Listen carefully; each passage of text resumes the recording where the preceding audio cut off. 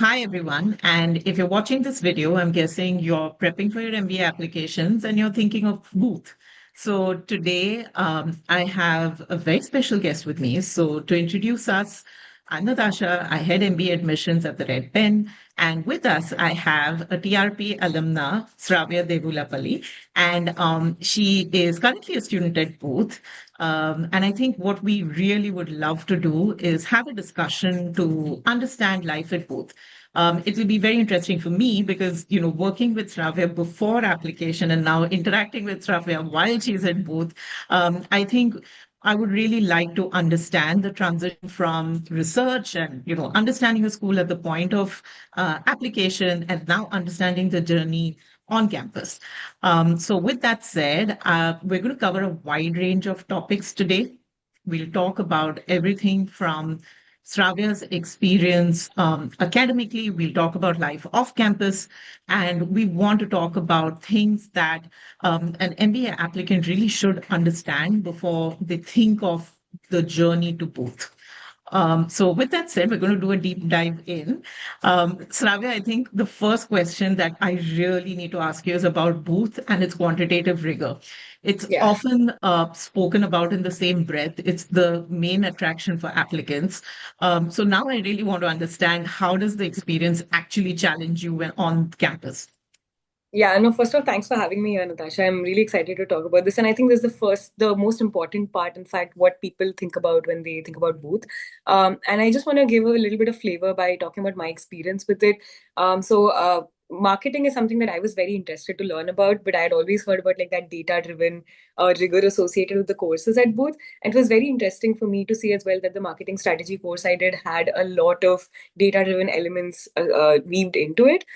We also looked at like regression or more quantitative ways of analyzing things, conjoint analysis that maybe even people who were marketing veterans were saying, hey, this is new. We didn't know about that. So I think that's one thing that maybe puts a little bit of color to that. Um, and I think some ways that you can think about this is, of course, like either for me, for example, I had the data side of things, which was a comfortable thing for me, but the business aspect was new. The other flip side as well, I have noticed where people came from a business background but did not have that data elements. And I think it's really beneficial, irrespective of what kind of side you're coming from, given that regard. That's a great segue into the next question I have, which is really around the flexibility of the curriculum. Now, that's something that we always ask applicants to look into and to understand. But I would really like to understand your perspective now Yeah. on the flexibility of the curriculum. Yeah, definitely. And I think everyone at Booth has taken it very differently. The way I took it was mostly around my schedule, and I sort of like pick classes on whatever days and times I want. For example, this quarter I have classes only on Wednesdays and Thursdays. I do two each day, which means like 3 hours, a break, 3 hours. But that also means that I have like 5 day weekends every single weekend. That can allow people to also do like part-time work if they wanted to. I'm using it to travel a little bit, but not just the schedule, but I also liked the course selection part of it. Very little mandatory courses at Booth, which meant that I could really, in my first quarter itself, already take on some interesting courses. I'm right now doing courses which are electives essentially. I'm doing negotiation, I'm doing consumer behavior, which is like marketing and psychology weaved in. And these kinds of courses probably you would be able to take as electives a little later, but I love the fact that I'm able to do that already within my first year at Booth.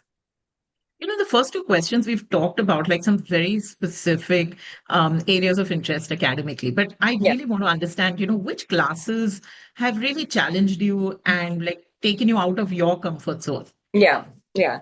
I think two classes come to mind. One is accounting, even though it is a fundamental course, I really like the way that it was approached here, where it's not just about like, oh, this is how the statement looks like and this is how you do the math around it.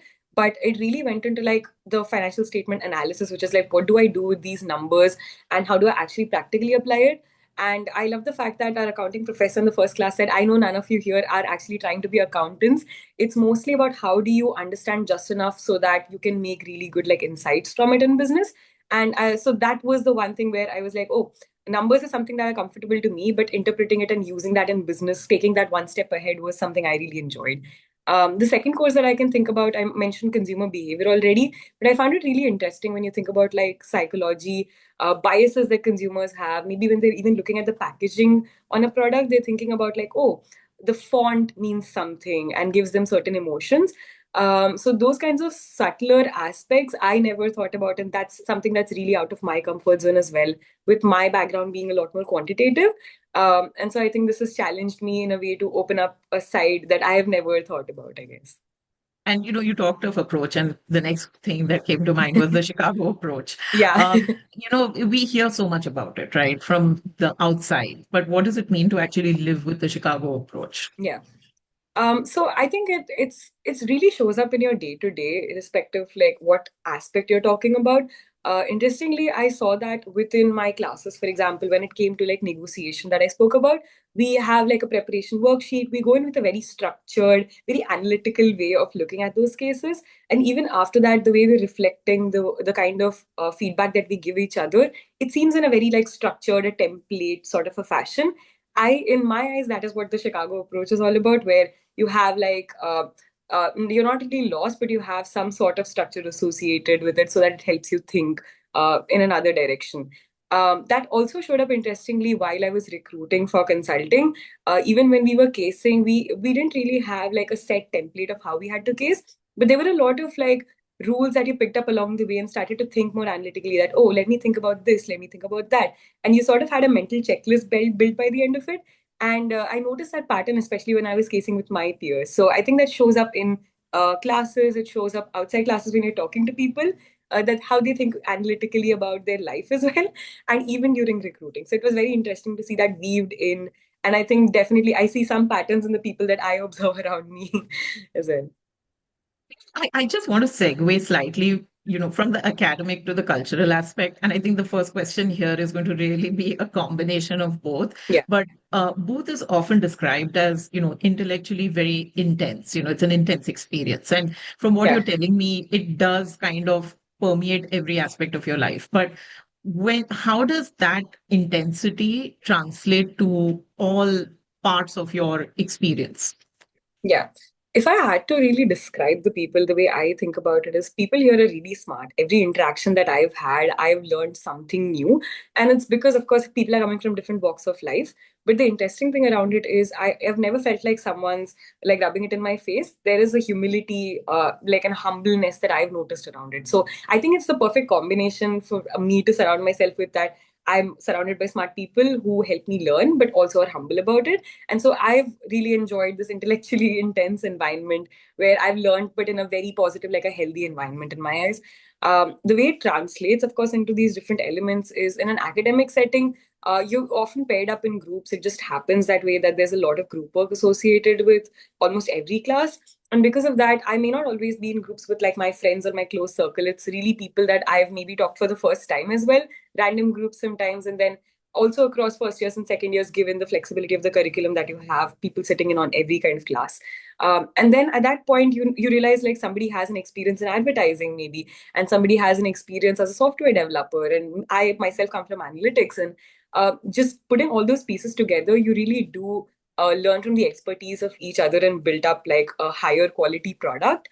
And so I really enjoyed that because I feel like that intellectual intensity keeps me on my toes as well. Yeah. It also showed up in different pieces, of course, like recruiting, like I mentioned, where even when we were casing with peers, Yeah. I felt like I was learning with every interaction that I was having with my peers as well, because everyone had a different style, but everyone was smart in their own way. And that brings me to another piece. Again, there are certain terms or phrases associated with both. Yeah, One of those is really the paid forward culture. yeah, I just want to understand, how does that paid forward culture really manifest within the cohort, within the yeah. community? Yeah, I'm really fortunate to have seen that within the 2Y community. Like we call it 1Ys, 2Ys, the first years and the second years. And the 2Ys really, day one onwards, were willing to help us and really excited, in fact, to help us with everything that we were adjusting with. That showed up in different ways. Like I had like a mentor associated with like our South Asia business group who spoke to me about like basic stuff like adjusting into the life at Chicago as well. But when I came in, day one, recruiting kicked off really quickly, and I know we'll get into that later. But I love the fact that two boys were very excited to speak to me about like my resume reviews, the story that I speak about in my coffee chats, or even like the casing part of it. And now actually going forward, I see that within the 1Y community as well, that we're very excited for the next class to come. And we're looking at how we can help with either admissions, be admissions ambassadors already in the first year so that you speak with prospective students, and also see how we can help the next class with recruiting as well. So I see that within my peers, I see people here are, of course, like smart and analytical, but because they have that kindness, that humility as well, people do really want to help maintain that culture going forward as well. So I've seen that help me, and that's why I think have that drive and the cycle continues. We've spoken about so many elements, and that there are things you've spoken about which naturally bring me to recruiting and the Yeah. recruitment experience. I just want to understand, when does recruiting really start? Yeah, I think I was a bit surprised to learn about this, that it doesn't really even kick off while on campus, but it can even kick off quite earlier in the summer itself, because depending on what field you're looking at, I think I was looking at consulting. So it just happened that there are a lot of pre-MBA programs even in the summer. That's pretty light touch, but at the end of the day, I felt like I got some awareness of like what the field looks like, what the work could look like. And that's where it kicks off sort of in summer, but if not, if like somebody wants to opt out of that, of course it kicks off literally immediately on campus. And while official events kicked off somewhere, and probably like mid-October, given that our quarter starts a little later after orientation, the quarter starts off in like early October. But actually, we had like preparation work going on in the background since the day we arrived on campus, including preparing our resumes or even preparing our stories. That was something of a surprise initially for me, that, oh, I didn't realize it kicks off this early, but it'll all happen at once, is what I realized once it really kicked off.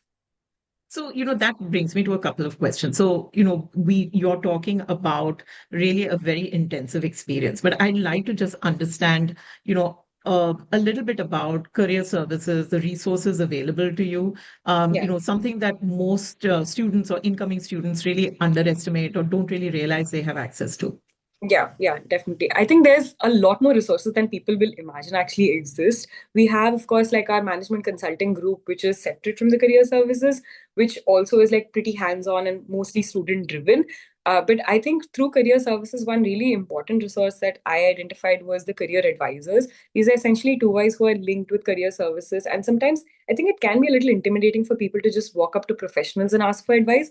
Whereas career advisors, being peers, essentially make it, I think, a lot more accessible to just walk up and be like, how do I reply to this email, or like, is my resume wording fine, and simple things that you want to ask. They're given training as well, which is interesting that they have that perspective of being in your shoes a year ago, but Yeah, also know what's maybe some advice that career services wants us to have as well indirectly. yeah. And that's, I think, another great way of paying it forward, because career advisors are really a very structured way in which you can like go on a platform and book a slot, and not just get one person's advice, but you can like between shuffle between people as you take like slots essentially with different people. So very structured way of getting advice, again very booth like, I'll say. And really that paid forward part again shows up. So And no yeah. question is too small, right? So, yeah, of course. I really like that safe, non-evaluative space that career advisors have created. It's really that you can ask your silly questions now, and it's better to ask it now because, of course, like no question is silly, and it's better than asking it now, like asking now than maybe later in the actual coffee chat. So Yeah. that space has been really warm, and I really appreciated that support. Yeah. You touched on coffee chats, so that brings me to Yeah. my next question. I just want to understand a little bit about networking and, the whole Yeah. coffee chat culture. Like, when does it start, and what Yeah. is it that you'd advise incoming students to really know about that? Yeah. So I think I'll speak a little more around consulting as well when I talk about coffee chats. Of course, like banking has a different process of its Mm. own. But when it came to consulting, essentially, like after our orientation in the second, like last half of September, October first week, everything kicked off at the same time, like I said. So classes kicked off. We had, of course, like classes going on, the social activities, everything picks up at the same time. But at the same time, we had coffee chats with two wise and like internal conversations, sort of like practice coffee chats, started off within our first 2 weeks in October. And that of course, is quite intense when it comes all at the same time. I think the internal networking was good practice for us because as it came to like mid-October, we had these official company events really start off. And I think as an international student, sometimes it can be quite intimidating given the newness of the culture of networking and like coffee chats. And I really appreciated those 2 weeks of practice where I felt like this was a safe space where I could like test out what kind of questions I asked, the way I asked them, how do I keep a conversation going and engaging and create like a personal connection with the person. And that's why I think, and of course, like career services does a great job at even having practice events. We had this thing called Mm. interaction where two wise again career advisors acted as like people that you could come up to and have like a crop circle interaction in a networking event. That was the first time I'd heard crop circle, and they really introduced us to these like alien concepts at that point and made it really natural. So that the day that the actual networking events kicked off in like mid October, we were already feeling prepared and tested out our strategies by then. So, what do internships look like? Can you give us a little bit of like an insider view on your experience as well as, tips for, again, for students to or applicants to even understand around this process? So when you say like interviews, sorry, internships, like The prep, just process of how do yeah, internships come about? Something like yeah, that. yeah. So again, I think the interesting thing is consulting and banking is pretty like on-campus recruiting. And because like certain target schools where these companies want to come to, there's like a very good pipeline already in place every single year. There's a structure to Mm, the process. So I really mm, appreciated that structure. We know exactly when these companies are coming on campus. We know that we're gonna have like these official sign-ups sent across, and then we could actually okay. like sign up for these coffee chats. Mm, Initially, a lot of it is pretty like structured and driven. And then it comes to a point where I think we start building personal connections with the firm. They say, hey, I know you've spoken to this person. Maybe this person's another good person that you could talk to. You have a lot in common. And I think that's where, like, while we have that initial edge, we have that initial support, it then becomes like the responsibility of the person to really make those personal connections and take it forward in the conversations. But the way it's looked like is initially there's a lot of networking events, coffee chats, all of that. And it soon translates to a point where casing picks up. And yeah. there was a period when both of these were going pretty intense because we know that once the interviews are actually released, that's when we go heads down on casing. But in that meanwhile, you're trying to balance both of these aspects. Find like people who you have strong connections with, so that people like are invested in you the way you are invested in the firm as well. And once those personal connections are formed, you also like try to pick up on casing, which is where again a lot of support from booth comes into place. Yeah. I think, and one of the underlying themes that I'm hearing across a lot of your answers is that there are so many stimuli, but you need to Yeah. have like the agency and the drive to really act on things. And there's Oh, a definitely. lot that you would expect an MBA applicant to also know that, the it really lies on them to Definitely. take Yeah. things through. Yeah. Um, I agree. Completely agreed. yeah. So, I want to now just like step back a little bit because we're talking about these great experiences and also the fact that you're really enjoying them. But I Yeah. just want to step back and now just reflect for a few minutes on the application phase. When you Yeah. look at where you were maybe a year and a half ago, just to understand like at that point of time, you had like a gold standard profile, right? You had great acads, you had great extracurriculars, you had a career trajectory where you were super happy with the way things were going. So Yeah. at this point of time, when you look back on that, what do you think were points on your application that just made a difference, like just went beyond the acads and went beyond the quant Yeah. aspects of your profile, which you think stood out? Yeah, definitely. And I think Booth or like most MBA schools get an exceptional number of really exceptional applications. Yes. And it is easy to, I think, just be stuck in the metrics like, oh, I need to hit these marks. For me, I think what really stood out in hindsight is my genuine love for Booth. I did a lot of research. Maybe I thought and laughed about it that maybe more than necessary. But every research that I did, basically every person I spoke with, whether that was a current student, an alumni, even local alumni that I spoke with in my city, met in person with, all of those really helped me build that genuine enthusiasm that I later displayed in my application, whether that was written or even in the Mm. interview.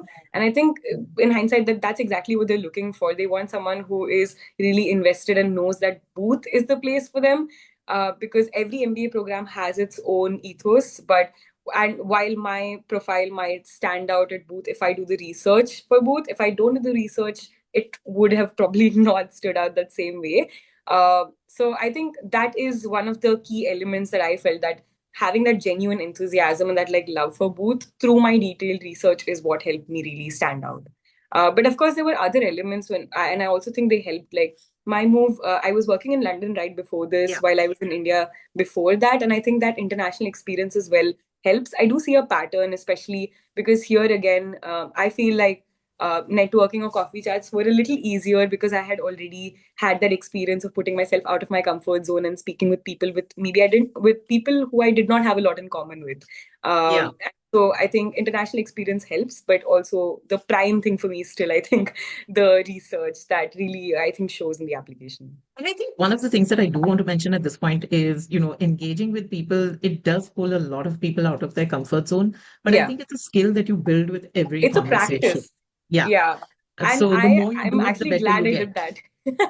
I'm actually glad I did that because I didn't realize I was practicing how coffee chats work, or like what's the etiquette, whether that's like sending thank you notes, or even how do you appropriately schedule time so that people feel respected Yeah. and also feel that they are, actually giving you what their time is worth as well. So a lot of Yeah. small things came out in that research Yeah. stage as well, I think. And I think you also made the effort to engage a lot with individuals from the school, not just like Yeah. students, but also with other, whether it was faculty or whether it was, individuals Oh, within yeah. the process. So I Yeah, think that also gave you a definitely. lot of insider information. Yeah, I think because I was in London at that time and they had a campus there, I was able to like go on campus and even sit in on a class. I Yeah. spoke with Professor JP Dubey, who is like a marketing legend here at Booth. Everyone wants to take pricing strategies, and I was so fortunate to have sat in on like a class there of pricing strategies and spoke with him later as well about how he thought about AI within fintech and how that was revolutionizing things. And I think a meaningful conversation like that stuck with me, but I'm sure also added like a lot of depth to my application, that oh, this is Yeah. not just somebody who's looked at the website or has looked at the names of the clubs and just written them, but somebody who's put the effort to do that research and be Yeah. specific. And I think I also want to point out it wasn't about the name drop. It wasn't about Oh you yeah, saying that, in an essay that I met so and so at this exactly. event, but it was about, understanding the thought process. I think Yeah, that really came out in the way you connected the dots within your own application, right? I definitely.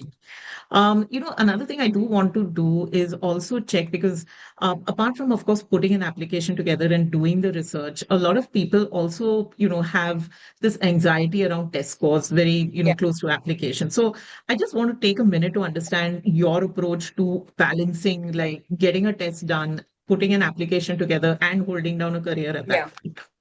Yeah. If I had to give one advice, it's like give the test as soon as possible whenever you feel like maybe things are a little lighter at work. I actually gave my GMAT the score that I finally used in my application almost a year before applying. Yeah, And I know maybe most people have not thought at that point that they want to do an MBA, but if you have any sort of inclination that maybe I want to do it at some point, I would say to just do it whenever is the most convenient. That is why I was fortunate to have managed like a lighter period in my career at that time, along with GMAT preparation. yeah, And I could also spread it out. So that's actually the way I approach my preparation, is to give it like a lot of time. But yeah, of course, I know a lot of my friends who also gave it pretty much like 2 months before the application. It just, I think, adds a little bit to the intensity and maybe pulls away from some elements like the application research where you could have maybe spent a little bit more time. So my yeah. advice is just go early if you know that you want to apply anyway. Yeah. I also want to just take a minute because I think, when we worked with you, there were so many times when we went back and forth on iterations of essays, or, Yeah, I think there was always something where we would have discussion or debate or yeah, push you out of your comfort zone in terms of yeah. how do you want to say what you want to say. Yes. Again, I just want to understand that, where if you remember any part of like actually being pushed out of your comfort zone, and if there's been Yeah. any enduring positive impact, of that. Yeah, no, I really appreciated those brainstorming sessions with you, Natasha, because I also started to realize I'm finding patterns in everything that I did in life till now. Yeah, Some things are, it's easy for me to see patterns when they're like really in your face, but sometimes very subtle things, like my move to London as well, I didn't realize how even my decision making then was pretty like analytical, and I thought of like a pros and cons list. I thought of like a lot of, structured there was a lot of structure essentially to my decision making even back then, yeah, and I realized like my thing was actually about finding patterns, how am I analytical in things that go around me. And that, I think, as I discussed like very small elements all the way from my childhood till the moment that I started noticing like subtle patterns, whether that is even in the way that I stuck with music, or whether that was in my volunteering experiences. A lot of things were consistent, and a lot of things showed that I had put thought into them, to be actually like very yeah, analytical in that. yeah, And I think that's where the moment that I felt a little pushed out of my comfort zone is that 4 hour discussion that we had, which was like getting to know you. I think I filled a form and yeah, we talked about those answers. That's when I think became a lot more reflective, and I yeah. definitely keep that with me even now as well when I'm looking at my past, my future, trying to connect the dots and find patterns within them. Yeah, I think the underlying, conversations, the theme that I always remember is intentionality. There was a lot of Yeah, intentionality in every choice that you made. yeah, And I think that's something that I'm seeing even as we move forward and we have more conversations. So I yeah. think it's great to see that. Um, I also want to just quickly touch on before we move on, the booth interview. I think the booth interview is very deep, but it's very conversational. And I just again want to understand how the preparation that we had done together, like how did it prepare you for that specific combination of factors? Yeah, Any tips that I you want love to give the someone prepping now? Yes, so I love the kind of questions that we get asked in the booth interview, and like even now when I hear the kind of questions that are asked, it's a lot of like clearly checking if you've done your research.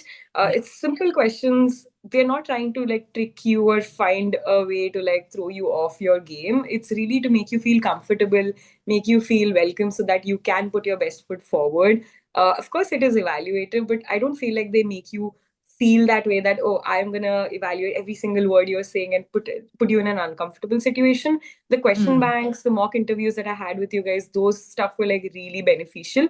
And of course, like the deep reflective sessions where that we had, helped me yeah. feel a lot more prepared to even answer the simple questions about whether that's my goals or like why I want to do an MBA.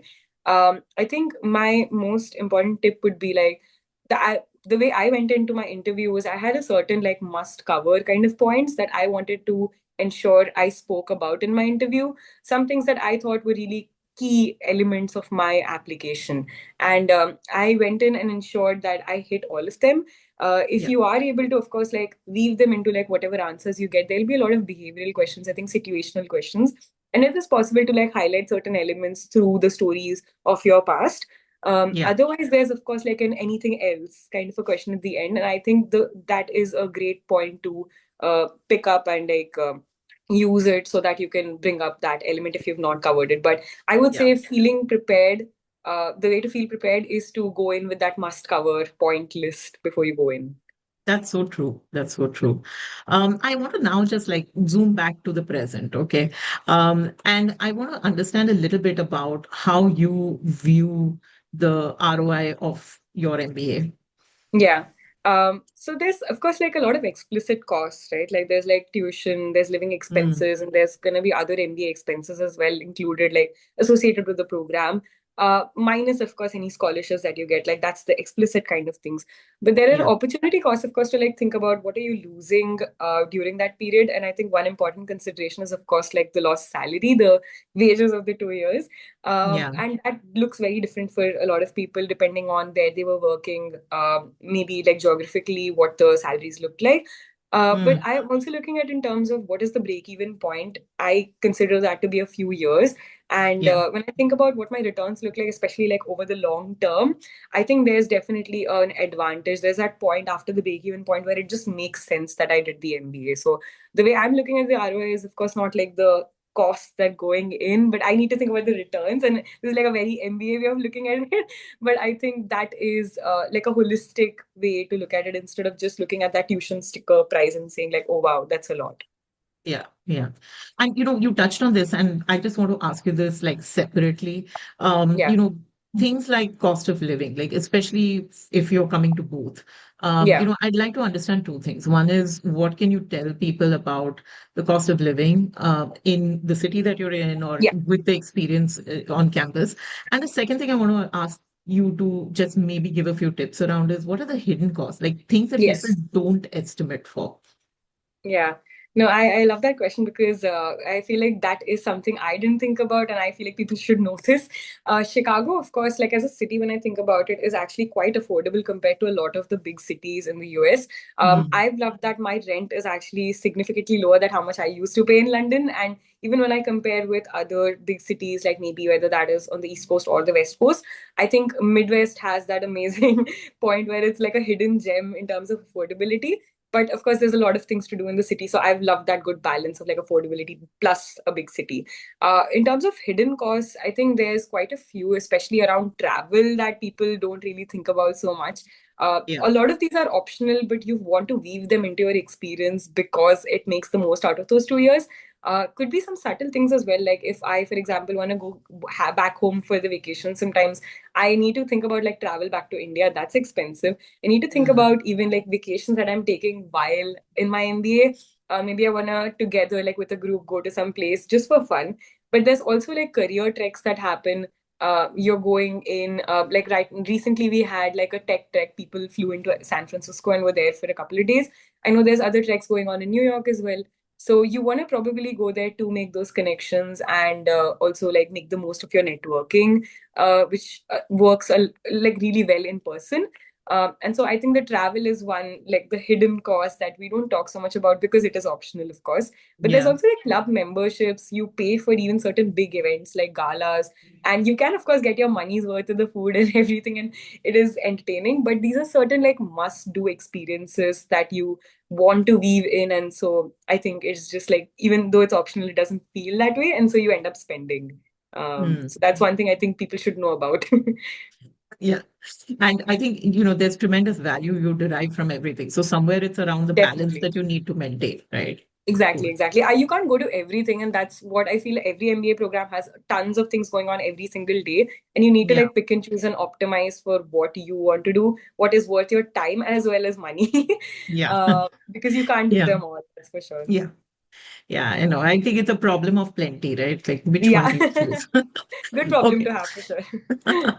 So now I just want to come now a little bit to a reflective part of this conversation and a little bit about how, you have been reflecting on your own journey at this point in time, I just want to understand how do you think you have evolved since you joined the program? Yeah, I think because of the fact that there's so many things going on at the same time, it really becomes important to manage your time effectively and efficiently. I think I used to depend on calendars and reminders a little bit, but now I live by Outlook.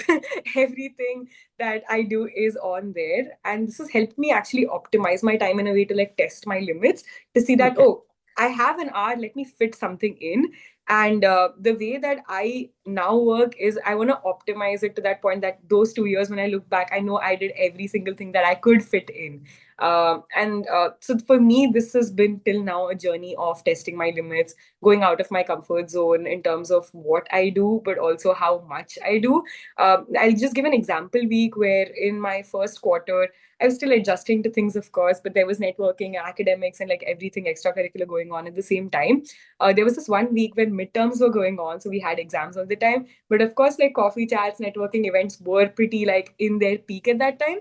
I also opted into the case competition with like the Kilt Center, like a marketing center.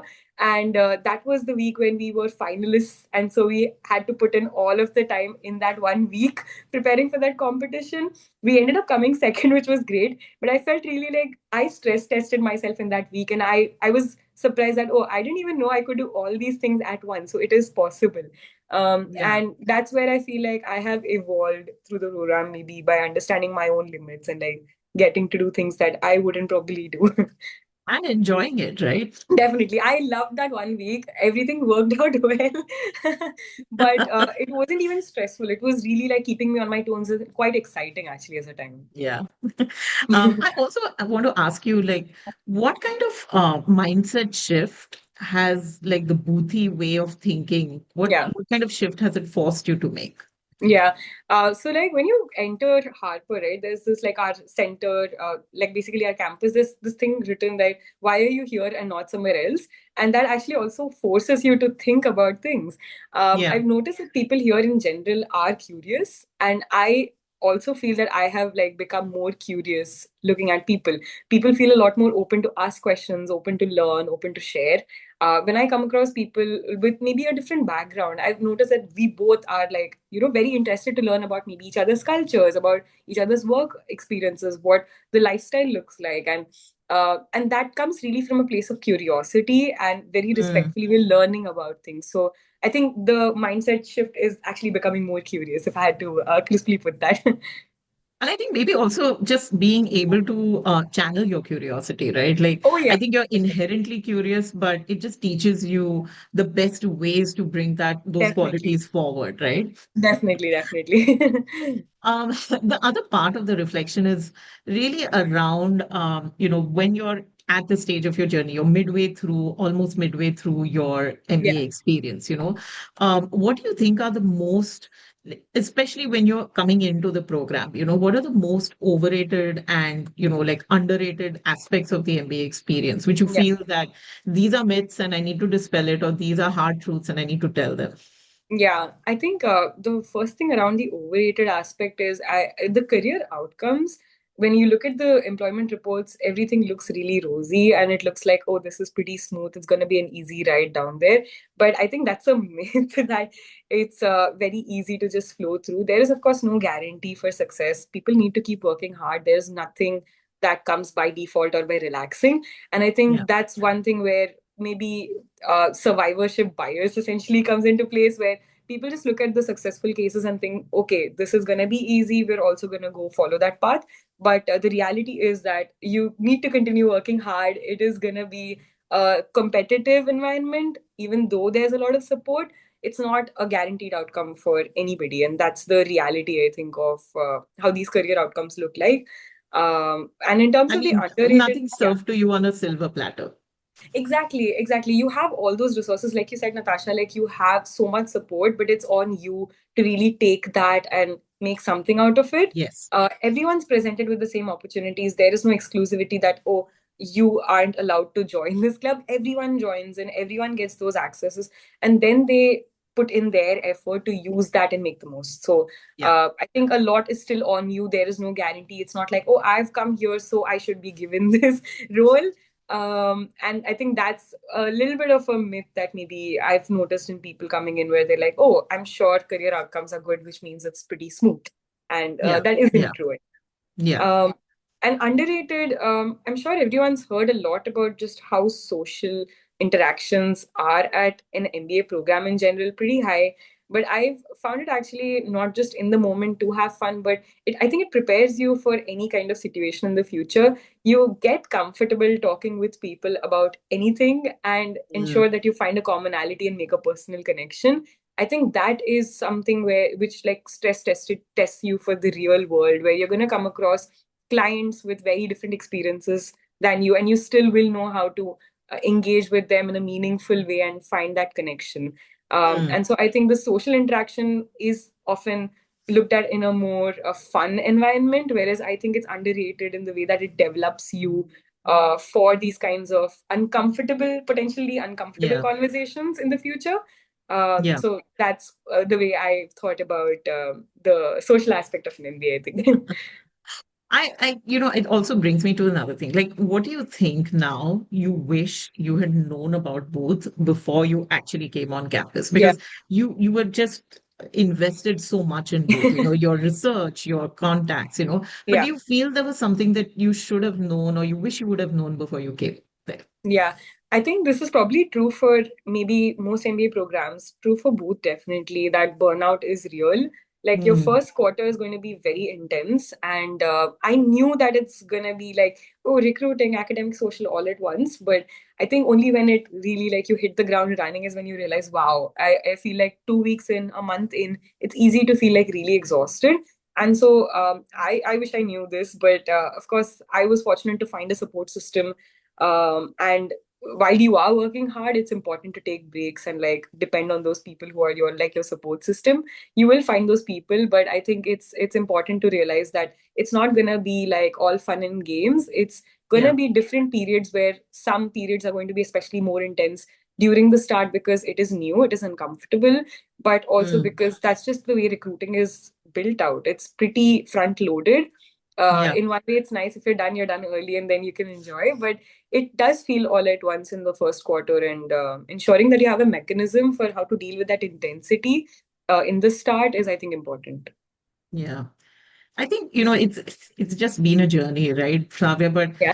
I think one of the things I do want to mention is there's a lot of congruence in the way you think. And now when I look at you at both, I just feel like it's just such a natural fit for the kind of person that you are. Yeah. But No, I'm really happy here.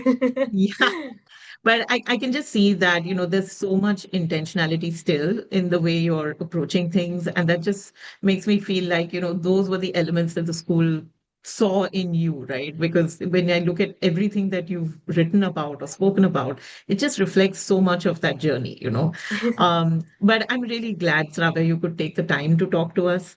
No, It's this was a been a great conversation. I enjoyed pleasure. Yeah, it's been a pleasure connecting with you over this. And I feel like there's a lot of valuable information here that people definitely will benefit from thinking about and maybe using that to research further or even have like a great coffee chat with someone and not worry too much about whether that skill is perfect or not. So it. if there's one thing that I'd love for someone to take away from this, it's just that there is a lot of humility, but there's also a lot of rigor, and they do need to demonstrate it right from the point that they apply to the point that they're on campus. So I think if there's one thing someone should take away, it's just to apply those skills of intentionality and to really enjoy the process of application. Yeah. So I thank you a lot for spending this time with us. No, Yeah. thank you, Natasha, for having me. It was really great reminiscing and like talking about my experience as well. Thank you. Yes. So thank you, Shavya. And I wish you a very, very good day. And we'll reach out again. So thank you very much. Thank you.